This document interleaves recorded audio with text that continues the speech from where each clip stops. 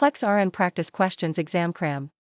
Question 1. Set 1. A nurse is caring for a patient with atrial fibrillation. What is the primary risk for this patient? Heart failure, thromboembolism and stroke, ventricular tachycardia, hypotension. Stasis of blood in the atria can lead to clot formation and subsequent stroke.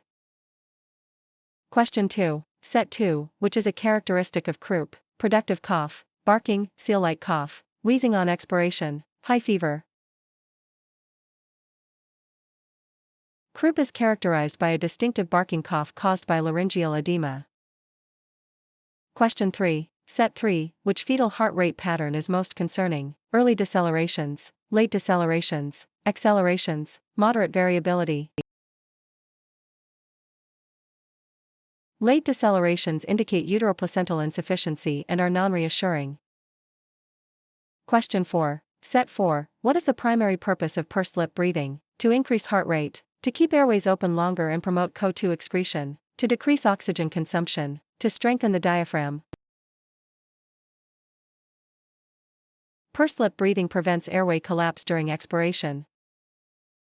Question 5. Set 5, a patient with heart failure is prescribed digoxin. Which findings should the nurse report immediately? Heart rate of 72 bpm, visual disturbances like seeing yellow halos, increased urine output, blood pressure of 120/80 mmHg.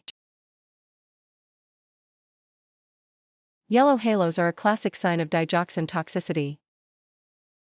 Question 6. Set 6, which lab value is elevated in acute pancreatitis? Serum amylase, BUN, hemoglobin, potassium. Serum amylase and lipase are significantly elevated in acute pancreatitis. Question 7. Set 7, a patient with DKA has Kussmaul respirations. What is the physiological reason for this? To retain oxygen, to blow off CO2 and correct metabolic acidosis, to decrease blood pressure, to increase intracranial pressure. Kussmaul respirations are deep and rapid to compensate for acidosis by removing CO2. Question 8. Set 8, which type of immunity is gained after receiving a vaccine? Natural active, artificial active, natural passive, artificial passive. Artificial active immunity results from vaccination. Question 9. Set 9, a patient is post-bronchoscopy. What is the nurse's priority assessment? Pain level, gag reflex, urinary output, blood pressure. The gag reflex must return before the patient can safely eat or drink to prevent aspiration. Question 10. Set 10, what does alopecia mean? Loss of appetite, loss of hair, loss of hearing, loss of skin pigmentation. Alopecia is the medical term for hair loss. Question 11. Set 11, a patient is experiencing an acute manic episode. What is the priority? Involving them in group therapy, providing a high-calorie, finger food diet, teaching coping skills, encouraging social interaction. Manic patients have high energy and may not sit for meals. Finger foods provide necessary nutrition while on the move. Question 12. Set 12, what are the 3 P's of diabetes mellitus? Pain, pallor, pulselessness, polyuria, polydipsia, polyphagia, poverty, pollution, population, pressure, paresthesia, paralysis. Excessive urination, thirst, and hunger are classic signs of hyperglycemia.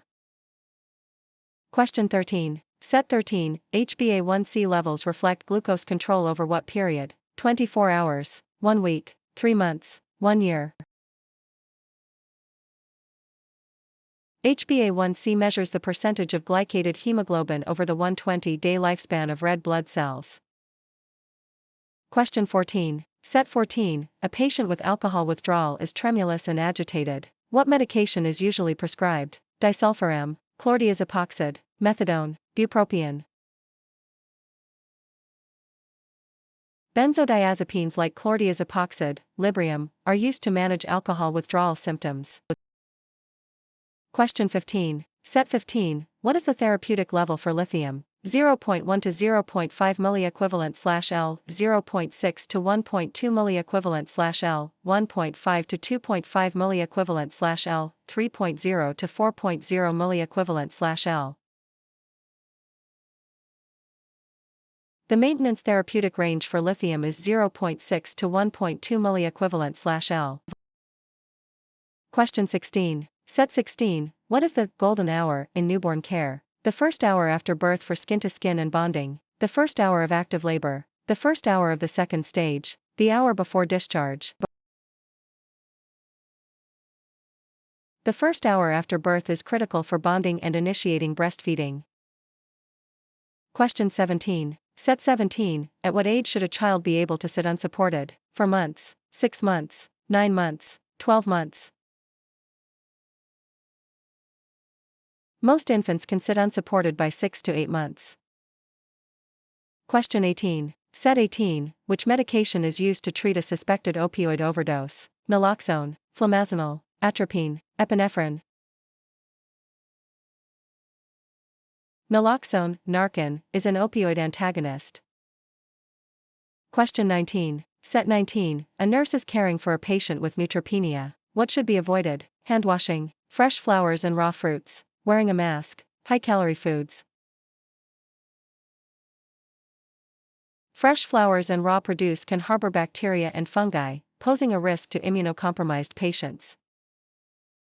Question 20. Set 20. Which insulin is considered rapid-acting? Lispro, NPH, Glargine, regular. Lispro, Humalog, is a rapid-acting insulin with an onset of 15 minutes.